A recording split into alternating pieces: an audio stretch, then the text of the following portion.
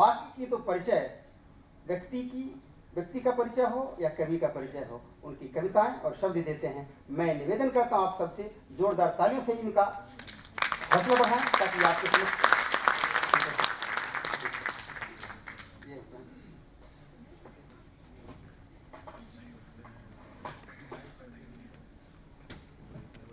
नमस्कार।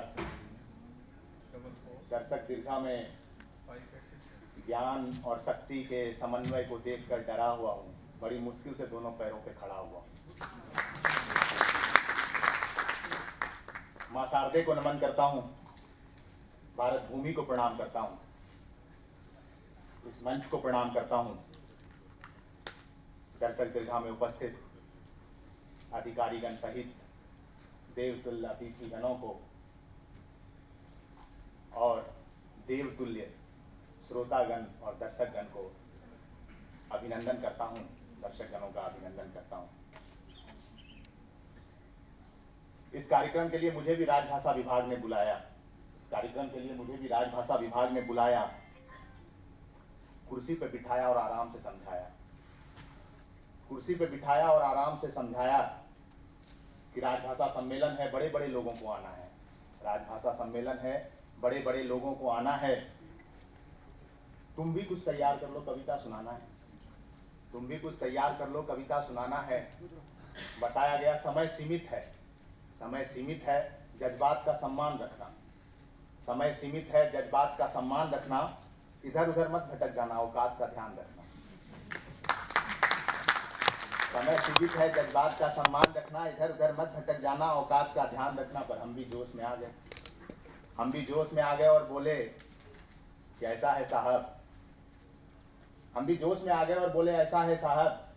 बैचलर को बाइक, सरकारी कर्मचारी को हाइक और कवि को माइक देके समय में बांधा नहीं करते।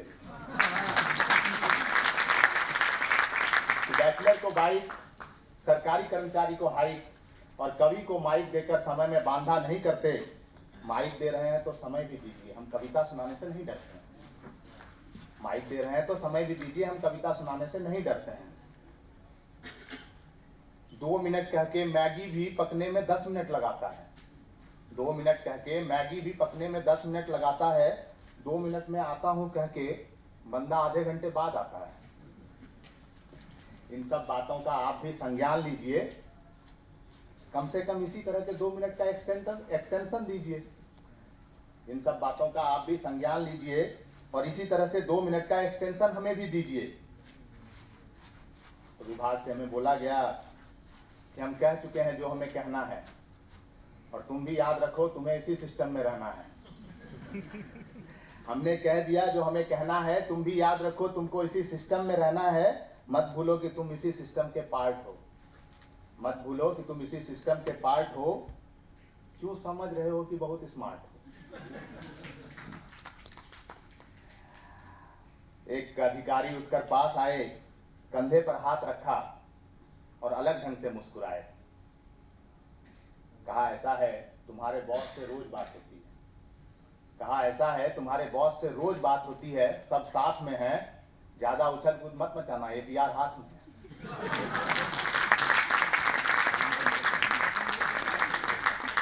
कवि समझता हूं मैं खुद को रवि समझता हूं, पर अक्सर ढल जाता हूं। बात अप्रेजल की होती है तो मैं भी पिघल जाता हूं। जोश ठंडा हो गया है, प्रबंध काव्य सोच कर आया था कि सुनाऊंगा। जोश ठंडा हो गया है, सुस्त हूं और मंद हो गया हूं। कविताएं बिखर गई है, अब छोटा छोटा छंद हो गया। तो इन्हीं छोटे छोटे छंदों के साथ आपके सामने प्रस्तुत होऊंगा और यदि आपको पसंद आए तो आप अपने आशीर्वाद के साथ हम तक पहुंचिएगा। और एक कवि के लिए आशीर्वाद दर्शकों की तालियां होती हैं, तो मुझे लगता है कि मैं आप तक पहुंच पाऊंगा। पर ये जो कहानी है ये अधूरी है। ये जो कहानी मैंने सुनाई है ये अधूरी है। ये अधूरी इसलिए है क्योंकि इस कहानी का जो पक्ष रखा गया है वो सिर्फ मेरे द्वारा रखा गया है। किसी ने भी राजभाषा विभाग से उनका पक्ष नहीं जाना है।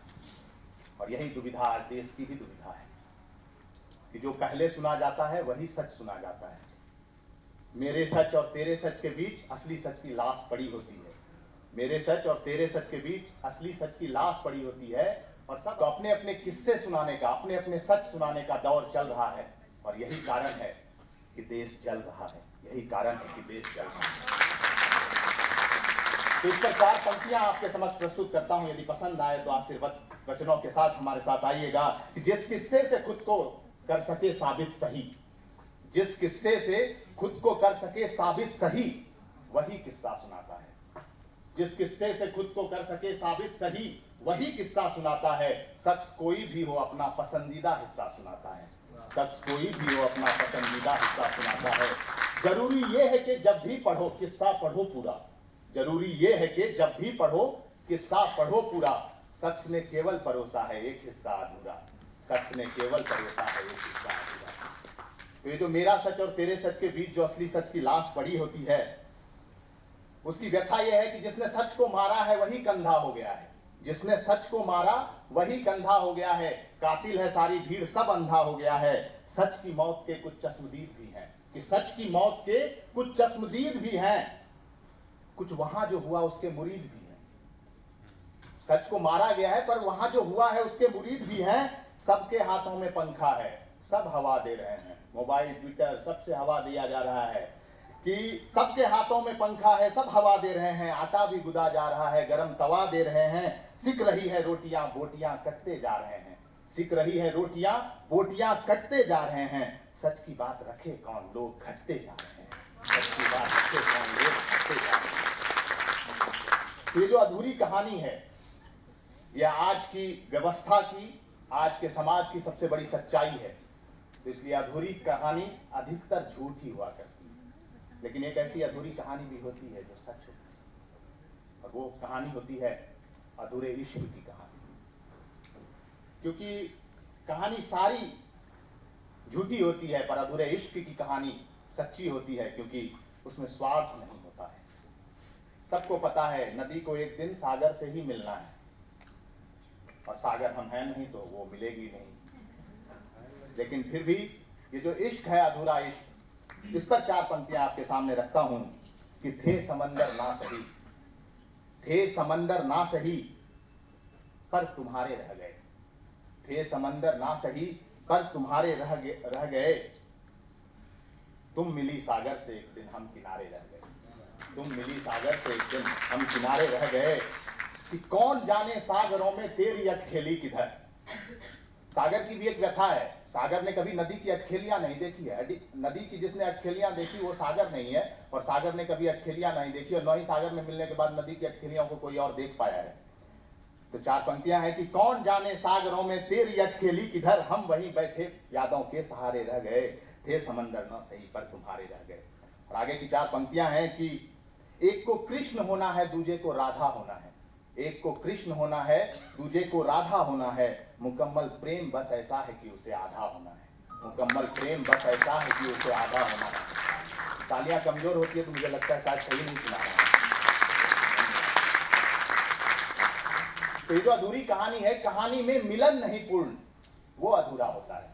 ये जो अधूरी इश्क की कहानी है, कहानी में मिलन नहीं पूर्ण, वो अधूरा होता है। अधूरे इश्क में लेकिन इश्क तो पूरा होता है। अधूरे इश्क में लेकिन इश्क तो पूरा होता है। पर हम सबको कहीं ना कहीं लगता है कि ख्वाबों के टूटने से बड़ा कोई दर्द नहीं होता। लेकिन ज्यों-ज्यों हम जीवन में आगे बढ़ते जाते हैं तो ऐसा लगता है कि ख्वाबों के टूटने से भी बड़े बड़े दर्द हैं।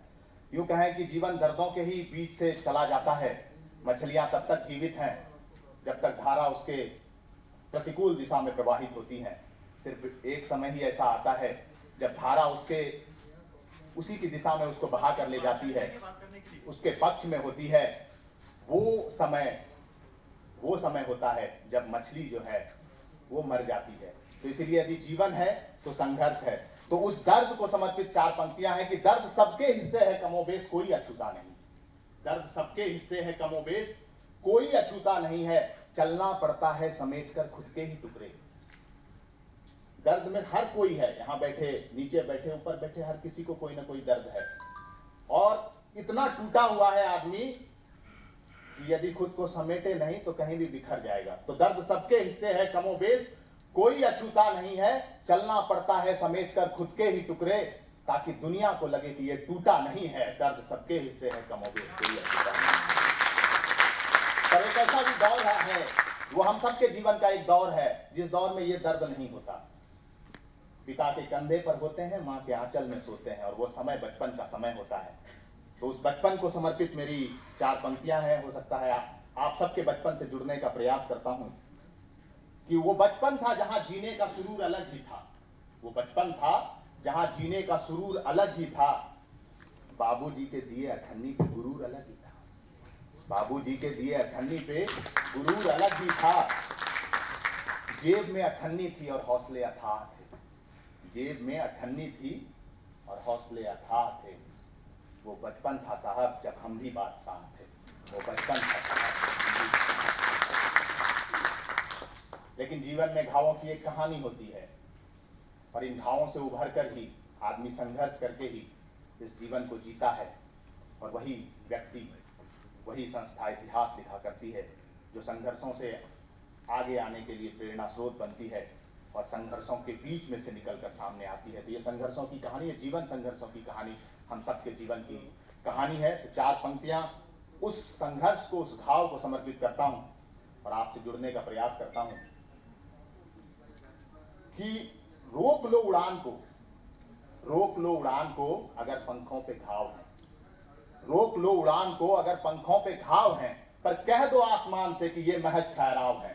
रोक लो उड़ान को अगर पंखों पे घाव है, पर कह दो आसमान को कि ये महज ठहराव है।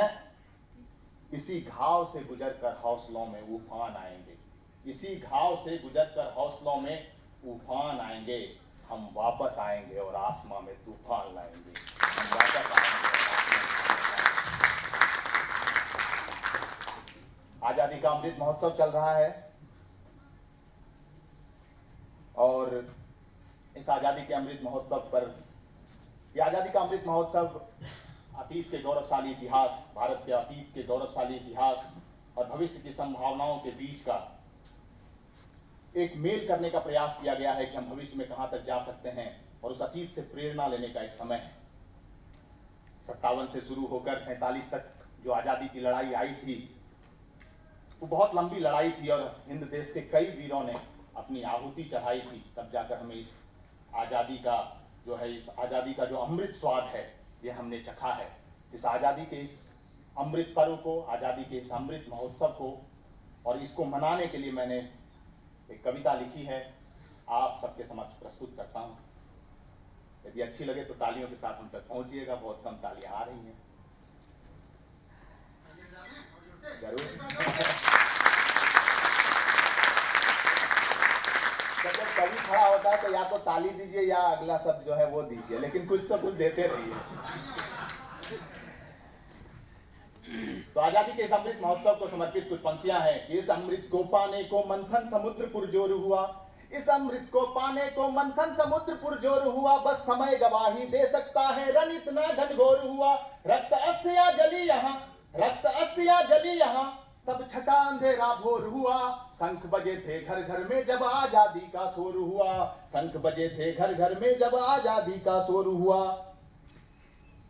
गौरव अतीत में हो शामिल, मुझे आज खुशी से रोने दो। गौरव अतीत में हो शामिल, मुझे आज खुशी से रोने दो। इस वर्तमान के भारत में वैभव भविष्य का बोने दो। इस वर्तमान के भारत में वैभव भविष्य का बोने दो। आजाद देश की गरिमा में, आजाद देश की गरिमा में शक्ति का कलरव होने दो। सपनों की राह पर बढ़े हिंद में आज महोत्सव होने दो। सपनों की राह पर बढ़े हिंद में आज महोत्सव होने दो। और अब सांस्कृतिक विरासत को समर्पित कुछ पंक्तियां हैं कि हम अतीत के प्रखर शीर्ष, हम विश्व गुरु, हम जगत तीर्थ। हम अतीत के प्रखर शीर्ष, हम विश्व गुरु, हम जगत तीर्थ। चाणक्य चरक पाणिनि भट्ट है हम ही अशोक और राजा हर्ष। चाणक्य चरक पाणिनि भट्ट है हम ही अशोक और राजा हर्ष। हम दधीच जीवन देकर भी मानवता को बचाते हैं। हम दधीच जीवन देकर भी मानवता को बचाते हैं। राम भीष्म के कुल से हैं, सैया तक वचन निभाते हैं। हम राम भीष्म के कुल से हैं, सैया तक वचन निभाते हैं। हम भागीरथी प्रयास धरा पर गंगा को ले आते हैं। और हम कौन लोग हैं? हम वो लोग हैं जो गंगा को धरा पर ले आने वाले लोग हैं। हमारा ये प्रयास है, हम भागीरथी प्रयास धरा पर गंगा को ले आते हैं। हम भागीरथी प्रयास धरा पर गंगा को ले आते हैं। है कृष्ण की मुरली की सरगम, है कृष्ण की मुरली की सरगम पर शेष नाग चढ़ जाते हैं। बुद्ध गांधी की धरती है हम, बुद्ध गांधी की धरती है हम, भगवत गीता का दर्शन है। क्रोध में रुद्र का तांडव है और प्रलय में हाथ सुदर्शन है। क्रोध में रुद्र का तांडव है और प्रलय में हाथ सुदर्शन है। इसी शीर्ष पर रहे राष्ट्र को, इसी शीर्ष पर रहे राष्ट्र को पुनः ये ताज सजोने दो। सपनों की राह पर बढ़े हिंद में आज महोत्सव होने दो। सपनों की राह पर बढ़े हिंद में आज महोत्सव होने दो। और ये जो अतीत का जो अभी जो चल रहा है वर्तमान, उस परिस्थितियों पर कुछ पंक्तियां हैं इसी कविता की कि सोच में राष्ट्र की भक्ति और नए भारत का निर्माण है। यह जो यात्रा निकल पड़ी है यही विजय अभियान है। था अतीत पुष्पक विमान भविष्य भी मंगलयान है। था अतीत पुष्पक विमान भविष्य भी मंगलयान है। हम पोरस का पोरुष हैं, अभिनंदन सीना तान है। न डरते हैं न डराते हैं, संस्कृति सभ्यता महान है। दोस्त से प्रेम की भाषा बोलें, दुश्मन पर गहरा चोट है। दोस्त से प्रेम की भाषा बोलें, दुश्मन पर गहरा चोट है। पुलवामा के दुस्साहस पर करते बालाकोट हैं। पुलवामा के दुस्साहस पर करते बालाकोट हैं। इसी तेज से बने राष्ट्र को, इसी तेज से बने राष्ट्र को शौर्य ध्वजा अब ढोने दो। सपनों की राह पर बढ़े हिंद में आज महोत्सव होने दो। सपनों की राह पर बढ़े हिंद में आज महोत्सव होने दो। और अब इस कविता की अंतिम कुछ पंक्तियां हैं जो भारत की विविधता को समर्पित है कि कामरूप से कच्छ तलक और केरल से कश्मीर तक, कामरूप से कच्छ तलक और केरल से कश्मीर तक, सिंधु गंगा में सने हुए हम गोदावरी के तीर तक। सिंधु गंगा में सने हुए हम गोदावरी के तीर तक। अलग अलग है बोली भाषा, अलग अलग है ढंग। भूमंडल में नहीं कहीं मौसम के इतने रंग, भूमंडल में नहीं कहीं मौसम के इतने रंग। राष्ट्र ध्वजा संग राष्ट्रगान का कि हम बिहार से आते हैं। हमने क्या किया है कि राजभाषा के सम्मान के लिए इतना तो किया है कि हमने अंग्रेजी को एक दिन के लिए सीमित कर दिया। हम सिर्फ अंग्रेजी होली के दिन बोलते हैं। और वो भी क्या है कि अब सरकार बदल गई है, नियम बदल गए हैं, शराबबंदी लागू है, तो वो एक दिन भी उनका खत्म हो गया। पर मैं आपको विश्वास दिलाता हूँ कि जब पहले वो एक दिन हम अंग्रेजी बोलते थे, इतनी हड्डियां अंग्रेजी की तोड़ दिया करते थे, 364 दिन अंग्रेजी खड़ी नहीं हो सकती थी।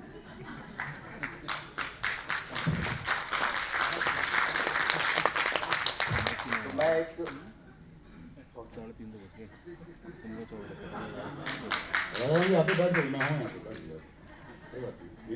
नहीं, मैंने सोच रखा है कि माफी मांग लूंगा, चरणों पे लेट जाऊंगा, जब माइक मिल गया तो थोड़ा तो लेट आऊंगा। तो इस नारी सम्मान बहुत सारी नारियां उपस्थित हैं यहाँ पे। मुझे लगता है कि मैं थोड़ी सीरियस कविता सुना ही चुका हूँ। एक कविता है मेरी द्रौपदी, ज़्यादा समय नहीं लूंगा, मुश्किल से 2 मिनट का समय लूंगा। उस कविता को मैंने ऐसे भी आधा कर दिया है आप लोगों को देखते हुए। आप लोगों की तालियों की गड़गड़ाहट सुनकर मुझे समझ में आ गया कि ज़्यादा पसंद नहीं हो रहा है, लेकिन फिर भी सुना देता हूँ कि वो जो द्रौपदी का जो अध्याय है महाभारत में, वो काफ़ी काला अध्याय है। और आप सबों से एक निवेदन करता हूँ कि आंख मूंद करके बस उस कुरु दरबार को आपको याद करना है। मैं बहुत तेज़ी से सुनाऊंगा, बस आप वहाँ तक पहुँच जाइएगा जहाँ तक मैं आपको पहुँचाने का प्रयास कर रहा हूँ, तो ये मेरी सफलता होगी। क्योंकि ये कविता से ज़्यादा इस युग और उस युग दोनों से प्रश्न है कि अंधे धृतराष्ट्र पर पुत्र मोह का दोष सबने मढ़ा है। अंधे धृतराष्ट्र पर पुत्र मोह का दोष सबने मढ़ा है, पर प्रश्न व्यापक है बहुत और सबके लिए बड़ा है। नारी का वस्तुकरण था यह, नारी का वस्तुकरण था यह। किस धर्म से मिली प्रज्ञा थी, जब मर्यादाएं लांघी जा रही क्यों हाथ बांधती प्रतिज्ञा थी। जब मर्यादाएं लांघी जा रही क्यों हाथ बांधती प्रतिज्ञा थी। मर्यादा की सीमा के पार, मर्यादा की सीमा के पार वचन तोड़ देने का था आदेश क्यों नहीं। मर्यादा की सीमा के पार वचन तोड़ देने का था आदेश क्यों नहीं। स्त्री के अपमान के साथ शस्त्र उठा लेने का था संदेश क्यों नहीं। भीष्म से नहीं पूछे गए क्यों, भीष्म से नहीं पूछे गए क्यों, स्त्री रक्षा से बड़ा धर्म प्रतिज्ञा कैसे हो गई। भीष्म से नहीं पूछे गए क्यों, स्त्री रक्षा से बड़ा धर्म प्रतिज्ञा कैसे हो गई। जिस सभा में स्वयं भीष्म नारी कैसे रो गई, जिस सभा में स्वयं भीष्म नारी कैसे रो गई। द्रोण, कृप, विदुर, धृतराष्ट्र, भीष्म और पांडव सबको द्रौपदी के अश्रुपूरित नयन ने निहारा था, पर उस व्यथा पर आंख झुकाए रही थी सभा। अबला को हर युग में बस भगवान का सहारा था। अबला को हर युग में बस भगवान का सहारा था। युग ने क्या सीखा, क्या सिखाया गया है? युग ने क्या सीखा, क्या सिखाया गया है? बाल पकड़ घसीट द्रौपदी को कई बार लाया गया है। बाल घसीट द्रौपदी को कई बार लाया गया है। कि द्वापर का दरबार हो या आज का समाज, कि द्वापर का दरबार हो या आज का समाज, कितनी बार द्रौपदियों का स्वाभिमान तोड़ेगा और अपनी प्रतिज्ञाओं में बड़ा प्रबुद्ध और शक्तिशाली, क्या हर बार द्रौपदी को भगवान भरोसे छोड़ेगा? क्या हर बार द्रौपदी को भगवान भरोसे छोड़ेगा? धन्यवाद। बहुत धन्यवाद आपको।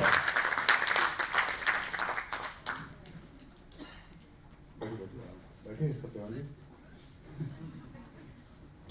एक बार जोरदार तालियां हमारे अभिजीत के लिए।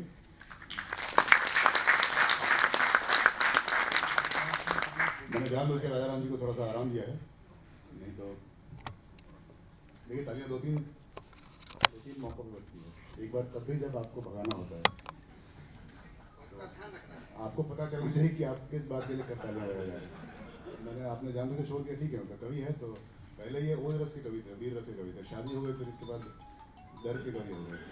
मैंने हर तरह का अपना प्रदर्शन किया। ये ऑलराउंडर है, फर्स्ट स्टेप से लेकर के थर्ड मैन तक सब खेलते हैं। मेरे साथी हैं और अभी हाल ही में इनकी किताब आई है, मन पतंग नाम से एक कविता की किताब आई है, आप देखिएगा कहीं अमेजोन या कहीं पे होगी। मैं मुफ्त में मार्केटिंग भी कर रहा हूँ, बहुत अच्छी आवाज़ में। ठीक है, ओके, धन्यवाद। तो अब हमारे पास और भी तीन अभी तरकश में तीर बाकी हैं यहाँ पे, इसीलिए मैं चाह रहा कि थोड़ा कि समय का हम ध्यान रखें, मित्रों में हम क्योंकि समय सीमा का थोड़ा ध्यान रखते हैं। हालांकि एक एक कवि हमारे पास एक एक दिन के लायक सुनने लायक है, इसमें कोई शक नहीं है। और जो हमारा अगला कवि उसको सुनने के लिए बहुत ज़्यादा दिमाग लगाने की ज़रूरत नहीं है, क्योंकि वो बहुत दिमाग से लिखता नहीं है और हरियाणा से आता है। मैं तो हम बिहार से आते हैं, वो हरियाणा से आते हैं, दिमाग की बहुत ज़रूरत पड़ती है।